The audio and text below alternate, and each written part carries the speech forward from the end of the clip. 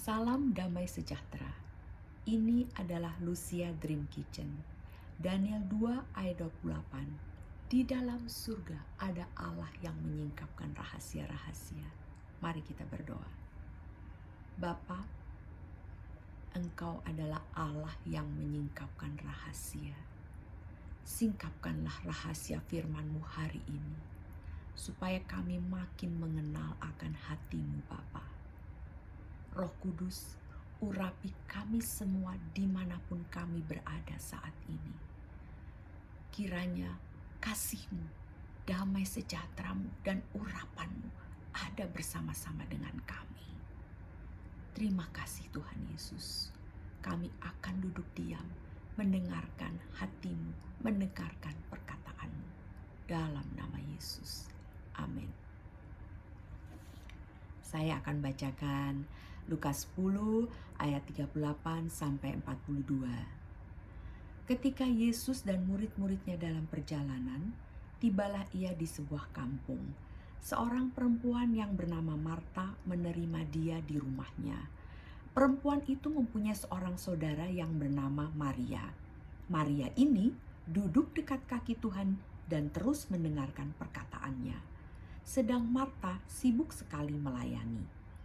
Ia mendekati Yesus dan berkata, "Tuhan, tidakkah Engkau peduli bahwa saudaraku membiarkan aku melayani seorang diri? Suruhlah dia membantu aku." Tetapi Tuhan menjawabnya, "Marta, Marta, engkau khawatir dan menyusahkan diri dengan banyak perkara. Tetapi hanya satu saja yang perlu. Maria telah memilih bagian yang terbaik yang tidak akan diambil daripadanya." Dalam terjemahan bahasa Inggris dikatakan, "Lord, don't you think it's unfair that my sister left me to do all the work by myself?" Tuhan, apakah Engkau tidak pikir ini tidak adil? Kalau saudara perempuanku membiarkan aku melakukan semuanya sendirian? Saudara yang dikasihi Tuhan, Yesus sangat dekat dengan Maria, Marta, dan Lazarus. Mereka adalah pengikut-pengikut Tuhan. Dalam Yohanes 11 ayat 1 dikatakan Maria itu adalah kakaknya, Marta itu adiknya. Dalam Yohanes 11 ayat yang ketiga dikatakan yang kau kasihi. Ini peristiwa ketika Lazarus mati. Dia katakan yang kau kasihi. Lazarus itu maksudnya ya. The one that you love. Dia yang kau kasihi. Jadi mereka ini sangat dekat hubungannya. Ya. Maria, Marta, Lazarus, dan Yesus. Mereka adalah murid-murid Tuhan Yesus, pengikut Tuhan Yesus yang dikasihi Tuhan Yesus. Dan karena mereka begitu dekat, ya, makanya Marta itu berani berkata kepada Tuhan, "Tuhan, tidakkah Engkau peduli bahwa saudaraku membiarkan aku melayani seorang diri?" Dia berani mengeluh, dia berani komplain kepada Tuhan. Ya. Dan bahkan dia berani memerintahkan Tuhan. Marta berkata begini, "Suruhlah dia membantu aku." Dia mau bilang sama Tuhan Yesus, "Tuhan Yesus, suruh Maria itu bantu aku." Dia mau mengatakan bahwa Yesus, Engkau yang menyuruh Maria. Ya. Marta berani, itu karena mereka hubungannya dekat. Mereka saling mengasihi. Ya.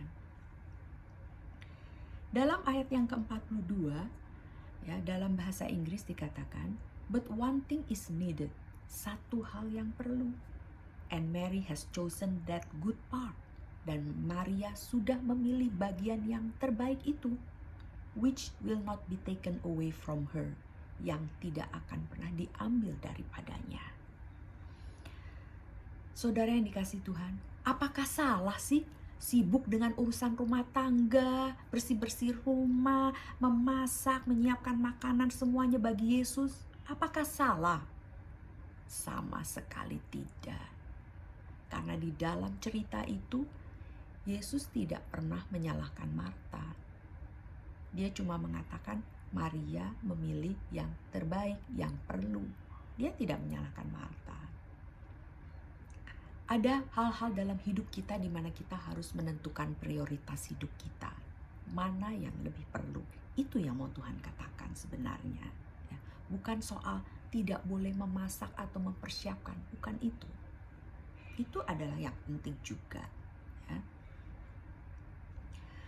Apa yang terbaik berdasarkan cerita ini? Ya, apa yang dimaksud dengan Tuhan? Maria sudah melakukan yang terbaik.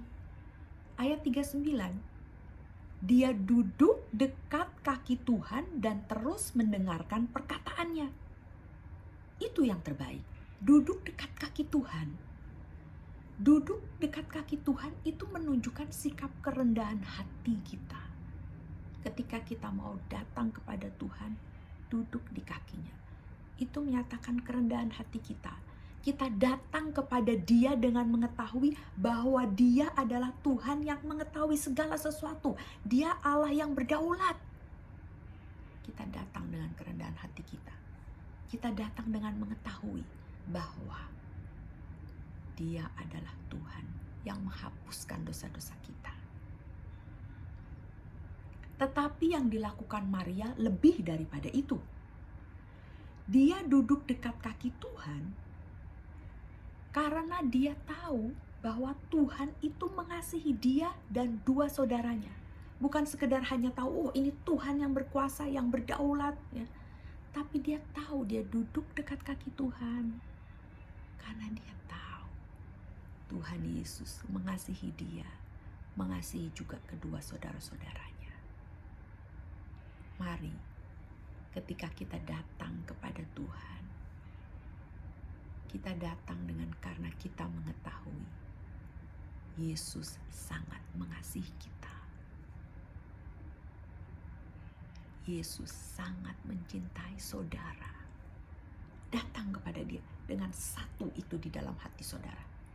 Dia mengasihi saya.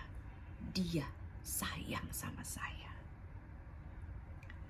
Maria itu cuma duduk dekat kaki Tuhan dan mendengarkan perkataan Yesus. Dia cuma duduk dekat kakinya dan dengerin apa yang dikatakan oleh Yesus.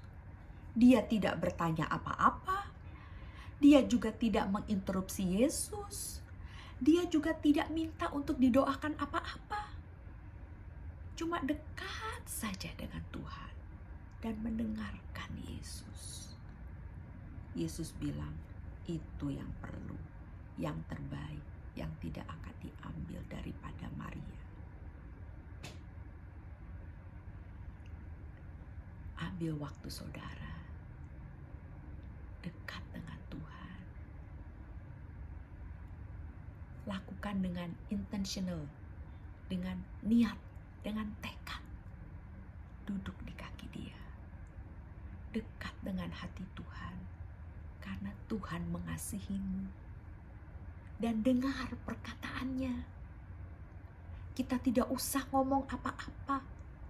Kita tidak usah bertanya apa-apa. Kita tidak usah datang dengan daftar doa kita yang banyak. Ada saatnya kita duduk cuma dengarkan hatinya. Apa yang Dia mau ungkapkan kepada kita. Apa sih yang terbaik yang tidak akan pernah diambil daripada Maria?